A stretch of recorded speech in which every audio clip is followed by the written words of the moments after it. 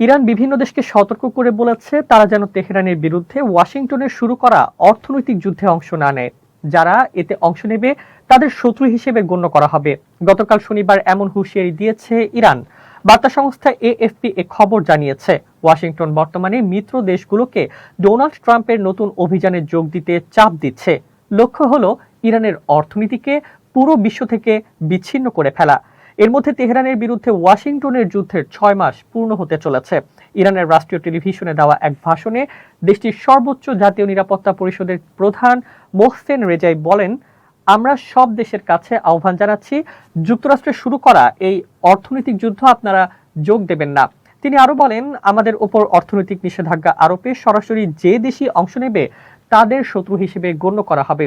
Rezaei হুঁশিয়ারি দিয়ে বলেন, সংশ্লিষ্ট দেশগুলো যদি যুক্তরাষ্ট্রের সঙ্গে থেকে নিজেদের সরিয়ে নিতে অস্বীকৃতি জানায় তবে ইরান তাদের স্বার্থে আঘাত করবে। তিনি দাবি করেন, এই যুদ্ধে ইরানের হাতে এখনো অনেক পাল্টা কৌশল রয়েছে। তিনি বলেন, আমরা এখনো আমেরিকার কোনো অর্থনৈতিক স্বার্থে আক্রমণ করিনি।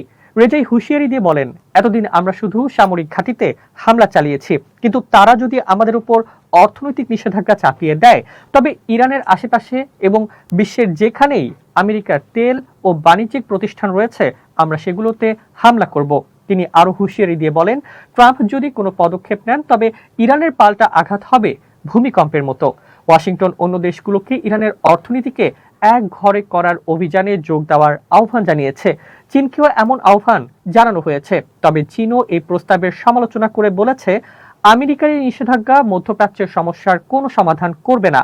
এদিকে ইরানের অন্যতম বড় গুরুত্বপূর্ণ ব্যবসায়িক অংশীদার সংযুক্ত আরব আমিরাত গত মঙ্গলবার জানিয়েছে, পরবর্তী নির্দেশ না দেওয়া পর্যন্ত তারা ইরানের সঙ্গে সব ধরনের ব্যবসা ও লেনদেন বন্ধ রাখছে।